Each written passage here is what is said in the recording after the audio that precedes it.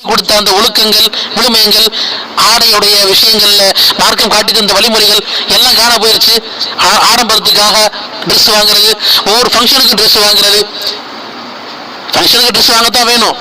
ஆனா ஒன்னு இருந்தா பரவாயில்ல, 2 3 4 இங்க 2 அவங்களுக்கு 2 அவங்களுக்கு 6, இதெல்லாம் தேவையில்லாத இஸ்ராஃபு, மார்க்கத்திற்கு எதிராக இருக்கக்கூடிய இஸ்ராஃபு.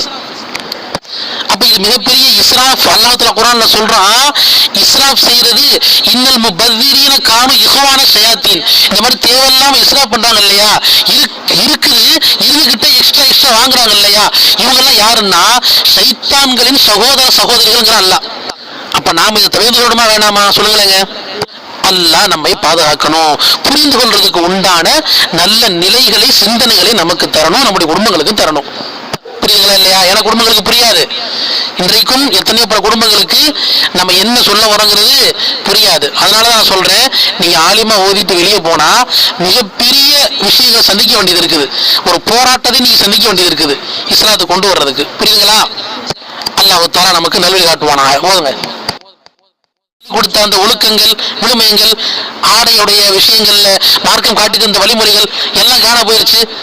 ஆடம்பரத்துக்காக ட்ரெஸ் வாங்குறது, ஒவ்வொரு ஃபங்க்ஷனுக்கு ட்ரெஸ் வாங்குறது, ஃபங்க்ஷனுக்கு ட்ரெஸ் வாங்கத்தான் வேணும்.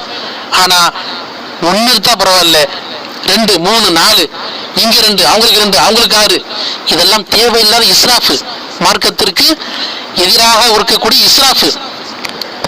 அப்ப இது மிகப்பெரிய இஸ்ராஃப். அல்லாஹ் தஆலா குர்ஆன்ல சொல்றான், இஸ்ராஃப் செய்யறது இன்னல் முபذிரீன கானு இஹ்வான ஷயாத்தீன். இந்த மாதிரி தேவையில்லாம இஸ்ராஃப் பண்றாங்க இல்லையா, இருக்குது இதுகிட்ட எக்ஸ்ட்ரா வாங்குறாங்க இல்லையா, இவங்க எல்லாம் யாருன்னா ஷைத்தான்களின் சகோதர சகோதரிகள் அல்லாஹ்.